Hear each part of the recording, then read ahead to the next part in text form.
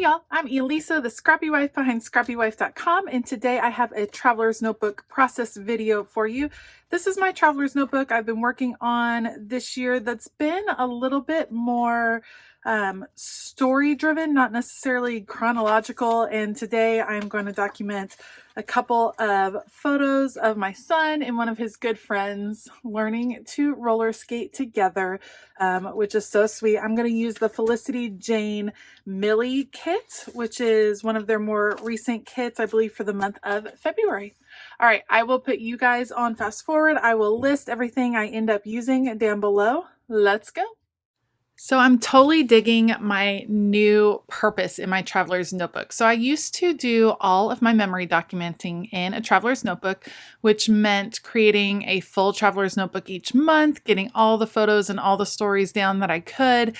And for a while, it felt overwhelming. And so if you've been watching, I've switched to doing memory planning, which I'm super enjoying. And that is kind of serving the purpose of like capturing that snapshot of our lives, capturing what is happening on a typical week. And I am really enjoying that. And so my traveler's notebook has turned into even more of a storytelling focus. So it's loosely chronological, not necessarily. And what I do is when I feel really called by a photo or I'm just anxious to work in a traveler's notebook, I let a photo motivate me to tell a story, not just documenting the photo, but tell a story about what's happening in the photo or what the feeling of that day was.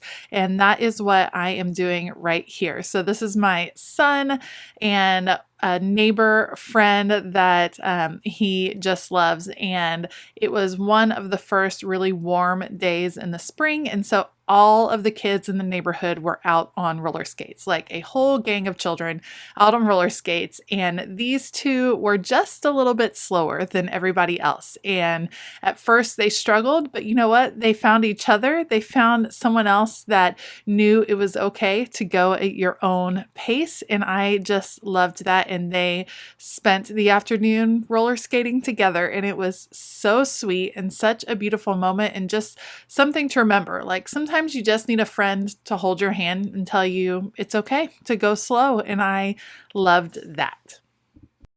So you can see I pulled out that soft green plaid paper over there for the right side of the spread. And then I used that same paper on the left side to mat the main photo. And I have this close-up of their little hands holding together, which is so sweet. And I'll put that on the floral paper. I really like this Millie kit because at first I thought it was going to be super Valentine's-y, and it's really a much softer spring feel, which is really very nice.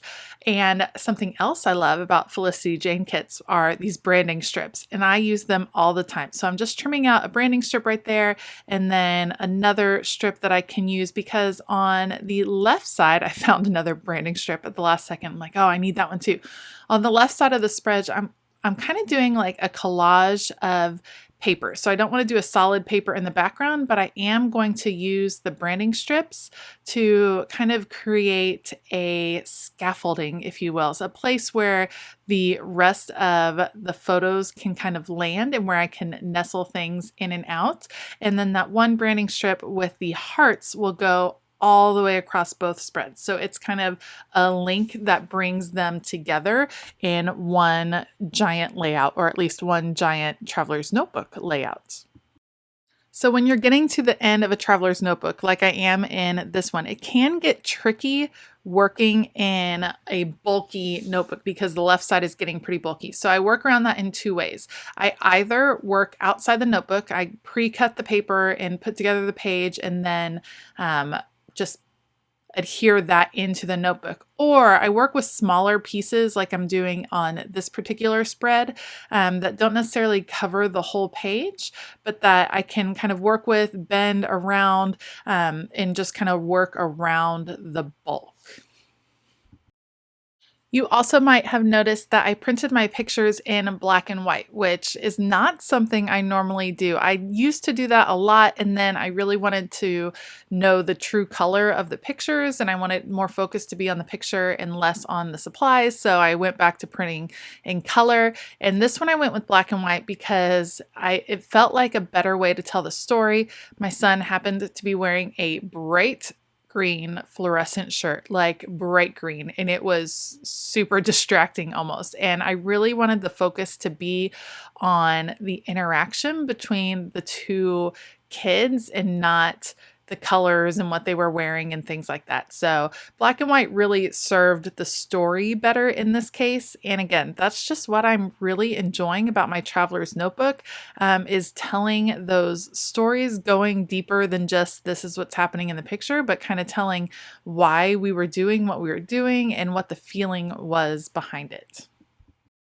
Now, once all of the main pieces are down, then is the fun part for me, and that is embellishing, adding in ephemera pieces and stickers. And I decided this time to kind of leave all of my embellishing process in the video. So sometimes I cut out when I'm a little bit indecisive, but I wanted to show you how I kind of figure out what I'm doing. So I needed a spot for journaling, and I figured this tag would work great. And I love that it says love and kind of establishes the color palette for the rest of the page.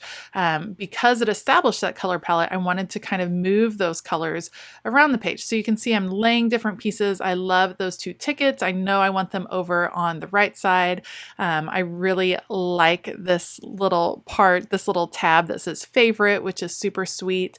I'm just looking through pieces that I'm liking, that are calling my name, checking out the stamps, and now I'm figuring out how I'm going to add a title. And at first I didn't think I was going to use any of the journaling cards, but when I saw the stamps, I saw a stamp that was a perfect title that I wanted to add, and I figured the journaling card was the best place to do that. So I have the stamp all pulled out and then inking it up, and we'll add that to the journaling card. And even though it's small, it's going to serve as the title for the spread, which is kinda really love this. What a fabulous phrase. I just love this stamp set. It's just a perfect kind of everyday love stamp set. Not like this romantic, deep love story stamp set, but one that documents, those everyday moments of love. So kind of really love this. Absolutely perfect. The chapter 2 ticket, meaning February, the second chapter of this year. And then I'm going to adhere down the pieces that I'm liking. You can see as I'm embellishing, I kind of work big to small. So I get all the big pieces on the page. Now I'm starting to add some embellishments. And the last thing I'll do would be the smaller sticker pieces. So I'm getting the pieces down that I'm really liking. I am using my adhesive tape glider, which is a little bit tricky on some of these smaller elements, but it's just such a strong adhesive that I really like using it. I have my tag here. I'll add the journaling there in just a minute, but here is where things get a little bit crazy because I wanted a stamp that I had pulled out that said the sweetest, and I wanted it to be over on the left, and you guys, I can't find the stamp. I pulled it out. I had it, and you can see me feverishly going through looking for it. I couldn't find it anywhere. I looked on the bottoms of all the things, and my stamp was absolutely missing. And so I was panicking a little bit because I wanted to add it on a label, but that didn't work out because I lost the stamp. You'll see, I did eventually find it, and in the pictures at the end of this video, you'll see that little stamp because it was cute. Adding a few little hearts here and there.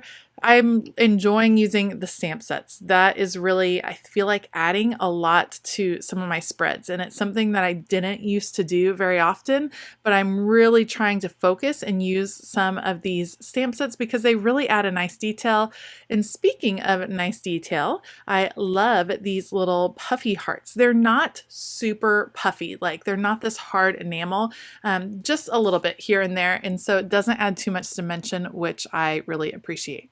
All right, I skipped over my journaling, but there is journaling in there that kind of tells the story of the afternoon. I like that you can flip it up and read it, but it's not necessarily in your face. And now I'll just add a few more little hearts here and there. I'm still wishing at this point, you can see, I'm like, oh, I need this label. I want the stamp to be there, but I still can't find the stamp, and I won't be able to find it until I clean up. So you'll have to let me know. Has that happened to you where you just completely lose a stamp, like lost beyond all belief? I had to clean up everything. I had to like crawl on the ground. It was on my ATG, my adhesive tape glider. It was on the handle of it, and that's where I lost it. But that's okay. You'll see it in the pictures at the end. It'll say the sweetest, and it really was the sweetest moment. If you like this video, please give it a thumbs up and consider hitting that subscribe button as well as the bell notification button. I will list everything that I use down below, so make sure to check that out if you're interested. I hope that you have a fabulous day, and as always, keep it creative.